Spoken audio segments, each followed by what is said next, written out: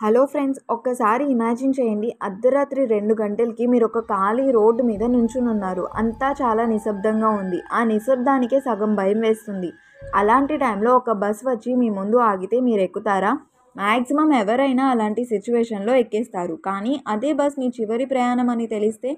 చైనాలో ఒక బస్ ఇప్పటికీ అర్ధరాత్రి 2 o'clockకి ఆ రోడ్లోనే తిరుగుతూ ఉంటుందంట. అండ్ ఆ బస్లో ఎక్కిన వాళ్ళు మళ్ళీ ఇప్పటి వరకు ఎవ్వరికీ కనిపించలేదంట. ఈ బస్ భయం అనేది కేవలం ఒక్క చైనాలోనే కాదు, దేశమంతా చర్చించుకునేంతగా ప్రసిద్ధి చెందింది. అసలు ఏం జరిగింది, ఈ బస్ యొక్క మిస్టరీ ఏంటి అనేదే మనం ఈరోజు ఈ వీడియోలో తెలుసుకుందాం. సో వీడియోని లాస్ట్ వరకు తప్పకుండా చూడండి. అండ్ మీరు కనుక మా ఛానల్ని ఫస్ట్ టైం విజిట్ చేస్తే ప్లీజ్ మా ఛానల్ని సబ్స్క్రైబ్ చేసి సపోర్ట్ చేయండి. ఇందాక మనం చెప్పుకున్నట్టు ఈ స్టోరీ చైనాది. అక్కడ 375 అనే ఒక బస్ యాంగ్మింగ్ యాంగ్ నుంచి ఫ్రేగ్రెంట్ హిల్ వరకు ప్రయాణిస్తుంది. అండ్ ఇది డైలీ లేట్ నైట్ బస్. అప్పట్లో లేట్ నైట్ వరకు వర్క్ చేసే వాళ్ళకి ఇదే లాస్ట్ బస్. యాంగ్మింగ్ యాంగ్ నుంచి ఫ్రేగ్రెంట్ హిల్కి డిస్టెన్స్ కూడా హార్డ్లీ ఒక 18 కిలోమీటర్స్ మాత్రమే ఉంటుంది. అది నవంబర్ 14, 1955 నైట్ రోజులాగానే 375 బస్ యాంగ్మింగ్ యాంగ్ నుంచి ఫ్రేగ్రెంట్ హిల్కి బయలుదేరింది. ఇదే ఇంకా ఆ బస్కి లాస్ట్ ట్రిప్. ఫ్రేగ్రెంట్ హిల్ స్టాప్కి చేరుకున్నాక బస్ని బస్ డిపోలో పార్క్ చేసి వెళ్ళిపోదామని బస్ డ్రైవర్ అండ్ కండక్టర్ అనుకున్నారు. అలానే వాళ్ళు వెళ్తూ ఉండగా ఒక స్టాప్లో నలుగురు నుంచుని ఉన్నారు. అందులో 2 హస్బెండ్ అండ్ వైఫ్ అండ్ ఇంకో ఇద్దరిలో ఒక ముసలావిడ, ఒక 19 or 20 years ఉన్న ఒక అబ్బాయి. ఆ నలుగురు బస్లో ఎక్కారు. అండ్ వాళ్ళు బస్ ఎక్కిన ప్లేస్ పేరు సమర్ ప్యాలెస్. అక్కడి నుంచి ఇంకా బస్ ముందుకి వెళ్తుంది. బట్ అది నవంబర్ మంత్ అవ్వడంతో క్లైమేట్ చాలా చల్లగా ఉంది. బయట మొత్తం పొగమంచు కమ్మేసుకొని ఉంది. దాంతో డ్రైవర్కి బయట రోడ్ ఏమీ కనిపించడం లేదు. అలానే కొంచెం ముందుకి వెళ్తే అక్కడ 2 టర్న్స్ ఉన్నాయి. డ్రైవర్ ప్యాసింజర్స్ అందరినీ ఈ టర్న్ నుంచి వెళ్దాం, నార్మల్ రూట్లో రోడ్ బాగోదు అండ్ బయట మంచుతో ఏమీ కనిపించడం లేదు, సో దాంతో యాక్సిడెంట్ అయ్యే ఛాన్సెస్ ఉన్నాయి అని అంటాడు. సో దానికి అందరూ ఒప్పుకున్నారు. బట్ కొంచెం సేపు ముందు ఎక్కిన కపుల్స్ మాత్రం వద్దు, మమ్మల్ని ఇక్కడే దింపేసేయండి, మేము ఇక్కడ నుంచి బైవాక్ వెళ్ళినా సరే 2 minutesలో వెళ్ళిపోతాము అని చెప్పి వాళ్ళు అక్కడే దిగిపోయారు.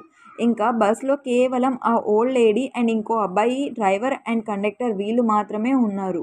వాళ్ళు ఇంకో రూట్ తీసుకుని వెళ్తూ ఉంటారు. ఆ రూట్ చాలా అంటే చాలా చీకటిగా అండ్ చాలా సైలెంట్గా ఉంటుంది.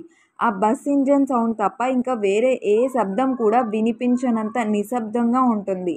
అలా అంత నిశ్శబ్దంలో ముందుకు వెళ్తున్న ఆ బస్సు సడన్గా బ్రేక్ వేశారు. అప్పుడు ఆ అబ్బాయికి కోపం వచ్చి అంత సడన్గా బ్రేక్ ఎందుకు వేశారు అని అడిగితే అక్కడ 3 వ్యక్తులు నుంచుని ఉన్నారు అని చూపించారు. ఇంతలో వాళ్ళు బస్సులోకి ఎక్కేశారు. వాళ్ళని చూస్తే చాలా విచిత్రంగా అండ్ భయంకరంగా ఉన్నారు. ఎందుకంటే వాళ్ళు 3 పాతకాలంలోని చైనీస్ ట్రెడిషనల్ డ్రెస్ని వేసుకుని ఉన్నారు. వాళ్ళు అలానే వెళ్ళి బ్యాక్ సీట్లో కూర్చున్నారు. ఆ బస్లో ఉన్న ముసలావిడకు వాళ్ళని చూస్తే ఏదో డౌట్గా ఉంది. కండక్టర్తో చెప్పగా కండక్టర్ అలా ఏమీ లేదు, ఇక్కడ దగ్గరలో ఒక థియేటర్ ఉంది, సో వాళ్ళు థియేటర్ ఆర్టిస్ట్ అయ్యి ఉంటారు అని అన్నారు. కానీ ఆ ముసలావిడకు మాత్రం వాళ్ళ మీద డౌట్ అలానే ఉంది.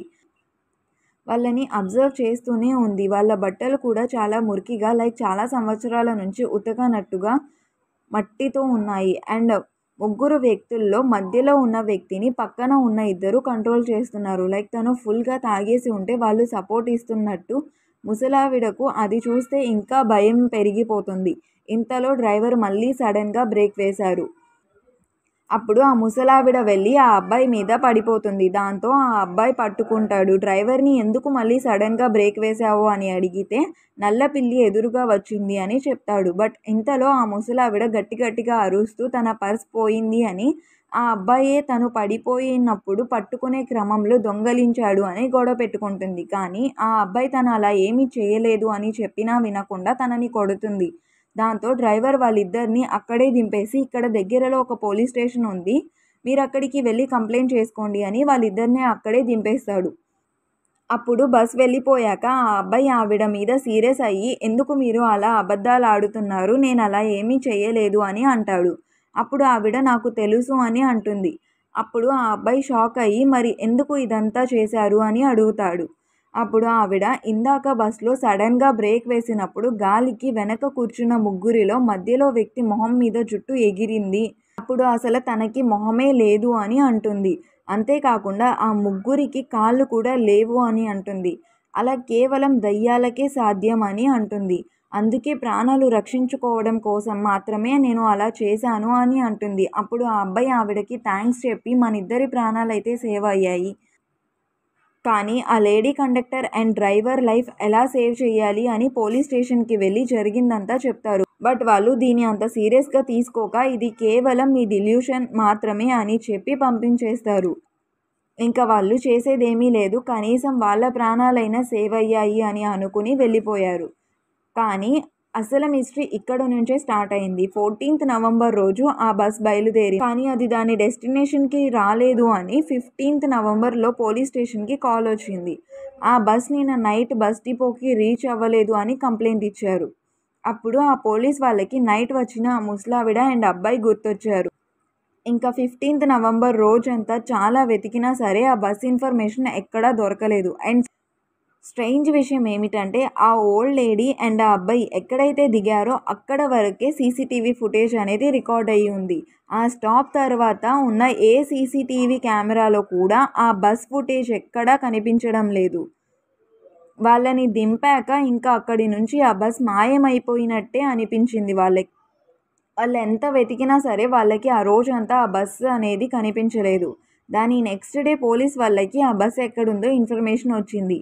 అండ్ ఆ bus last stop fragrant hill వరకే. అయితే ఆ బస్ దొరికింది మాత్రం ఫ్రేగ్రెంట్ హిల్ కంటే 100 కిలోమీటర్ దూరంలో ఒక రివర్లో మునిగిపోయి దొరికింది. ఆ బస్ని బయటకి తీసి చూస్తే అందరూ షాక్ అయిపోయారు. ఎందుకంటే ఆ బస్లో ఉన్న బాడీస్ ఎంత కుళ్ళిపోయి ఉన్నాయంటే ఎన్నో సంవత్సరాలుగా ఆ బాడీస్ వాటర్లో ఉన్నట్టు, బట్ నిజానికి ఆ బాడీస్ వాటర్లో కేవలం 2 days మాత్రమే ఉన్నాయి. అండ్ 2 daysలో అంత కుళ్ళిపోవడం అనేది సాధ్యం కాదు. అంతేకాకుండా ఇన్వెస్టిగేషన్ చేస్తున్నప్పుడు బస్ పెట్రోల్ ట్యాంక్ని ఓపెన్ చేసి చూస్తే అందులో ఒక చుక్క పెట్రోల్ కూడా లేదు. కేవలం రక్తంతో నిండిపోయి ఉంది ఆ ట్యాంక్ అంతా. ఫ్రేగ్రెంట్ హిల్ వరకు రావాల్సిన బస్ అయితే అందులో పెట్రోల్ కూడా అక్కడ వరకు సరిపడ పెట్రోల్నే మాత్రమే కొట్టించాలి. బట్ పెట్రోల్ లేకుండా ఫ్రేగ్రెంట్ హిల్ దాటి 100 కిలోమీటర్స్ వరకు ఆ బస్ ఎలా వెళ్ళింది అనేది వాళ్ళకి కొంచెం కూడా అర్థం కాలేదు. ఈ మిస్టరీ ఇప్పటి వరకు ఎవ్వరూ సాల్వ్ చేయలేకపోయారు. ఇప్పటికీ చైనాలో ఆ బస్ అర్ధరాత్రి వేళలో తిరుగుతూ ఉంటుందంట. సో దీనిపై మీ ఒపీనియన్ ఏంటో కింద కామెంట్ సెక్షన్లో చెప్పండి. వీడియో నచ్చితే వీడియోని లైక్ చేయడం మాత్రం మర్చిపోకండి.